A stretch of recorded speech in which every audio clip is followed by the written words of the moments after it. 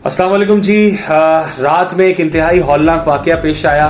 हमने देखा एक कमसिन बच्चा गालबन 3 साल की उम्र उसकी बताई जाती है, जो कि एक खुले मेन होल के अंदर जा गिरा और उसके बारे में बताया जा रहा है कि वो अभी तक लापता है। 10 से 12 घंटे बीत चुके हैं, उसका कोई अता पता नहीं है।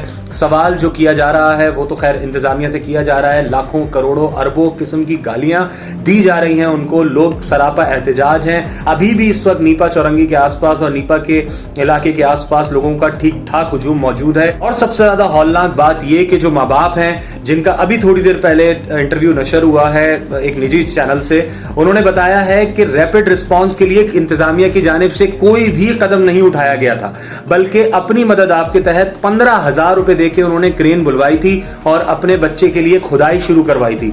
किसी किस्म का कोई रैपिड रिस्पांस नहीं था। और ज्यादा खतरनाक बात यह कि इलाकाई पुलिस जो थी वो वहां पे मौजूद नहीं थी। वहां पे जो लोग मौजूद थे उनको हटाने के लिए भी नहीं थी, लोगों को डिसिप्लिन वे में मैनेज करने के लिए भी नहीं थी, क्योंकि जो लोग वहां पे मौजूद थे वो खलल डाल रहे थे, कार्रवाइयों के अंदर बड़े मसाइल चल रहे थे।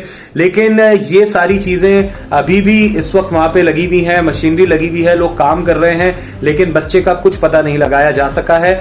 सवाल होता है तमाम जो वहां के जिम्मेदारान हैं, जिसमें chairman, vice chairman, councillor, MNA, MPA और फिर आखिर में जो हम सबके समझ ले आंख के तारे हैं माशाल्लाह से, जनाब मुर्तजा वहाब साहब, उनसे सवाल होता है। अभी उनके बहुत सारे रिप्रेजेंटेटिव आके इन सारी चीज़ों के ऊपर वजाहतें पेश कर रहे हैं, लेकिन भाई इसका कोई जवाब नहीं है। मेन होल्स का इशू, सड़कों का इशू, मैंने अभी एक सार्कास्टिक वे में किसी हवाले से वीडियो भी बनाई थी, लेकिन हकीकतन ये बहुत भयानक इशू है। लोग सड़कों के ऊपर निकल रहे हैं मरने के लिए।